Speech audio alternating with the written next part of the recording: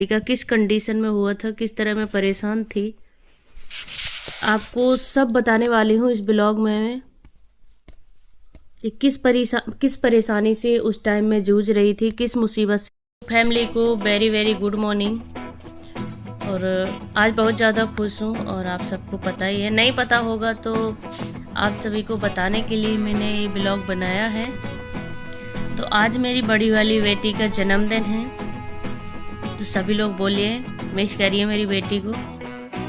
और कुछ बताने वाली हूँ इसके बारे में कि कैसे इसका जन्म हुआ था, क्योंकि जब वो टाइम आता है तो याद आ जाता है कि किस तरह इस बेटी का जन्म हुआ था, मेरी बड़ी वाली का किस कंडीशन में हुआ था, किस तरह मैं परेशान थी। आपको सब बताने वाली हूँ इस ब्लॉग में कि किस परेशानी से उस टाइम में जूझ रही थी, किस मुसीबत से लड़ रही थी। तो आप लोगों को सब बताऊंगी इस ब्लॉग के माध्यम से। कहते हैं ना कि जब वो कुछ पल ऐसा आता है तो याद आ जाता है कि मैंने किस तरह अपने बच्चों को पाला है, किस तरह से संघर्ष करके यहाँ तक लाई हूँ।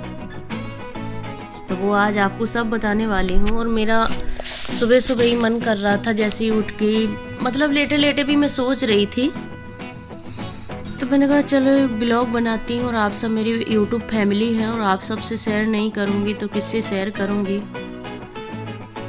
कितनी परेशानियों में इसका जन्म हुआ था। चलिए अभी बुलाती हूँ रितु को, क्योंकि वो बाहर गई है, तो आप सबको दिखाती हूँ। और वैसे भी आप मेरी बड़ी बेटी को सब लोग जानते भी हैं। तो किस परेशानियों में, हेलो बेटा, किस परेशानियों में उसका जन्म हुआ था और कहाँ जन्म हुआ था। घर में भी जन्म नहीं हुआ था, उस टाइम में इतनी परेशानियों में जूझी थी। और कहते हैं दुखी नहीं होना चाहिए, पर वो पल याद आता है तो थोड़ा सा लगने लगता है। खुशी का दिन है, उसके लिए खुशी खुशी उसका जन्मदिन हर बार मनाती हूँ और मनाऊंगी। तो क्या कहूँ, उसका जन्म मेरी बेटी का हुआ था गुड़गांव में, और उस टाइम में मजदूरी करती थी। गुड़गांव में हुआ था ऐसे ही, मतलब बहुत बुरी कंडीशन में हुआ था। कोई कहता है कि नहीं हर बात शेयर नहीं करनी चाहिए, पर मैंने आज तक अपनी यूट्यूब फैमिली को कुछ नहीं छुपाया है।